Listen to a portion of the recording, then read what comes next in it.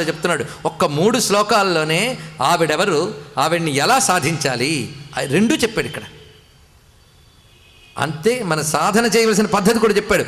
జానైక దృశ్యా, ఆవిడిని అంతటా వ్యాపించిన ఆ తల్లిని, అఖిలమునకు ఆధారమైన తల్లిని, సతసత్కర్మ రూపణైనటువంటి తల్లిని నువ్వు చూడాలంటే ధ్యాన ఏక దృశ్య, ధ్యానమునకు మాత్రమే కనబడుతుంది ఆ తల్లి, మరిదేనికి కనబడదు. గుర్తుపెట్టుకోండి, ఎన్ని ప్రయత్నాలు చేసినా కనబడుతా.